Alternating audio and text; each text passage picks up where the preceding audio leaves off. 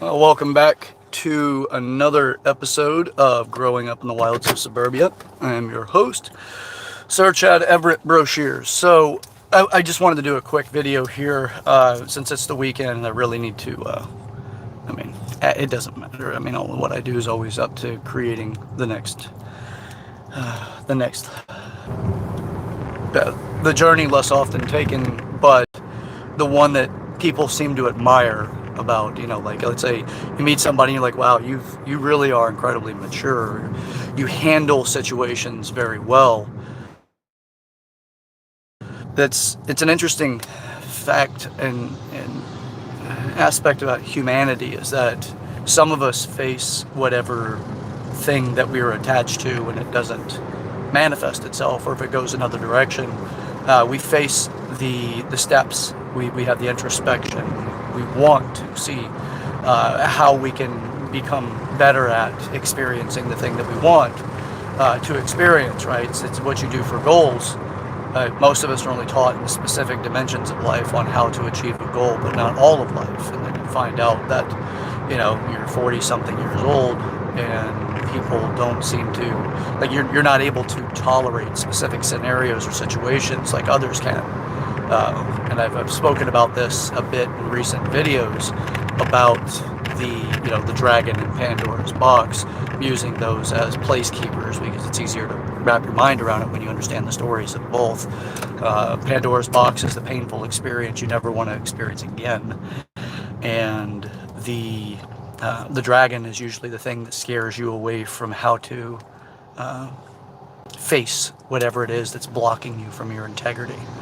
Because your integrity lies behind the dragon, right? It's whatever that scary thing is. It doesn't need to be that. It could be the snake. It could be whatever resonates for you that tells you that thing would scare me away. That thing would be what would make me not want to face, the truth to integrity, like with the full integrity of it. The reason why I choose not to really use truth by itself is because of the variations of truth based off of our social interactions that tell us how to behave with others. If you tell a white lie, which is a partial truth, then you're likely to get away with it enough because you can always use the defense, well, I told you, and I've stated the truth. So integrity is beyond that. Integrity is that, whomever is involved, including yourself, are as honest and deeply aware as possible. Like you're capable of fully articulating what the actual agreement is, and or what the actual thing that you want to accomplish is. Like the full depth of it, not the I made the statement, therefore I have earned my integrity, whatever nonsense that we can convince ourselves of.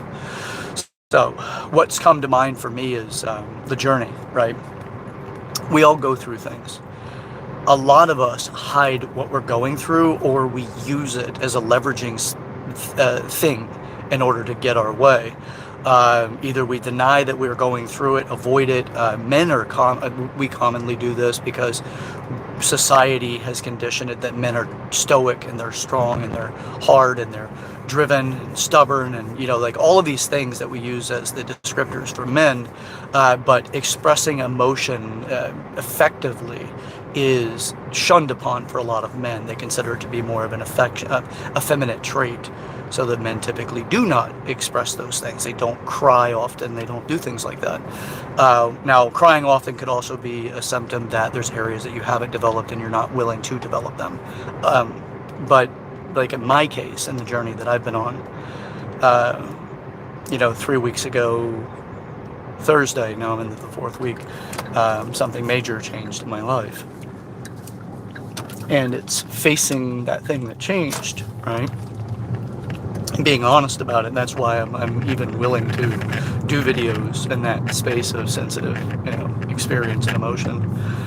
I think that the value is that specifically aimed at, young men, they've been disenfranchised, disembodied from society to a great extent because they're told that being a man is wrong, and the character traits of being a man is something that you shouldn't be.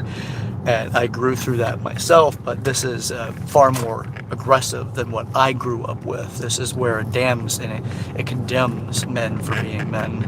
And a lot of young men are losing, sight of the distance in the future and what they can accomplish in life. They feel that they're just set adrift. The reason why that's so important for everyone is because men are part of the relationship and families. If you want to have a child, a man is required in order to have a child, whether it's through in vitro, whatever it is, but the man is still required. You still need sperm to, impregnate the egg.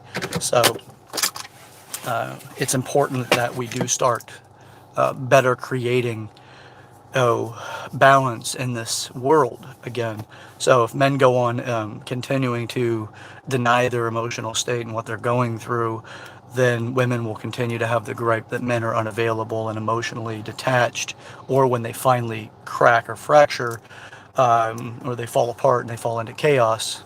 Pandora's box gets opened, things like that, abandonment issues, things of that nature come up when a partner leaves the other, whatever it is.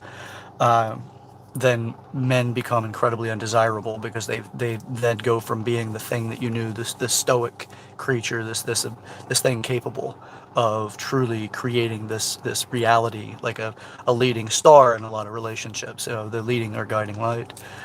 Men lose that, and then the value shrinks considerably to a woman's experience. So, by the way, all of this is in my opinion. I'm not a clinical psychologist. I've studied a lot, but I'm also going by life's experiences, communication, intimate connections with others, things like that, to help affirm this position. Am I saying it's right? No. Am I saying it's wrong? I'm definitely not saying that, because it is anecdotally experienced to be true and also reinforced through education. But it doesn't mean that that's the one path to experience. This is to see who this resonates with, and then from there how we can better their experience and try to give them a guiding light to take them away from the sea of unknowing and the lack of motivation that would fill the sails with wind to move them in some direction, and to, if nothing else, get the wind into the sails to move them into a direction. Even if it's the wrong one, it at least gives them some place to navigate from, and they therefore have something that they can do. So back to my journey is to be able to 3 weeks ago, I was 219, pushing 220 pounds, 5'10.5". I'd never been over 198 pounds in my life. Actually, I take it back. I hit 200 pounds, but I was also fairly musculature and lean. Years have caught up, and I was focused in specific areas of life, but I did not go to the depth of. I wasn't focused on all of my life. I started isolating areas to become more proficient at it. Business and things like that took a lot of precedence, and then the relationship that I had also created a great deal of comfort and support, that I lost a little bit of my self-care in the process, the core values. So when I talk about these things, I'm not coming from the place of perfection. I'm coming from the place of perfect to the way that I am, and I am navigating to become another degree of effective at things, so more adapt to being capable of handling situations in a way that I don't take from somebody else because I'm not capable of dealing with it, or shut out from others because I can't deal with it. So those things happen. So if it looks like through the videos I'm leaning down, it is because I'm back on my core values to take care of myself more, to work through the things that I need to work through in order to, be the phoenix. You set ablaze. You become this thing of maturity, right? You become this thing that, like the phoenix itself, I like using some mythology and the values that they can create, because that's really effective in my opinion, because it resonates better with people than just the terminology typically used in developmental psychology and or sociology. And use these as ways of kind of helping others grasp what I'm communicating. So prior to that breakup, I was, my own version of a mature phoenix, right? I was decorated with all the feathers of achievement and accomplishment that I had, the reality that I lived in. It was this thing, this beautiful, magnificent thing. The thing with the phoenix is eventually it explodes into flames, and then when the flames subside, the ashes show its truth, and there's the egg of another phoenix, and it's the rebirth of that thing. And I'm going through that. And this is intended in this because you can't be more real than to be in integrity and sincere. So, you've seen the daily transformation, right? Where you see somebody's losing weight over time, and it's like, wow. And people make these little videos and they go side by side, and then they take little clips and they go through a year's time, and you can see 365 photos of somebody through change. What we don't do is do that for emotion. We just try to create emotion into a drama category that is more directed for entertainment, engagement of that sort, but not development necessarily. So we don't talk about the ability to develop ourselves in emotion. We talk about emotion having specific things, right? Like love is cherished and go after love. Pain is an undesirable and avoid pain. And, the being upset is not happy or satisfied in life, and to move away from it. And then these conversations of toxic people, and this a method and mechanism we use to blame others for the things that we've engaged with them. Take responsibility and you will break the pattern. But if you don't take responsibility, you're going to get really good about complaining about others and how they're not the one to help you achieve. So I'm going through a series to show growth in the process.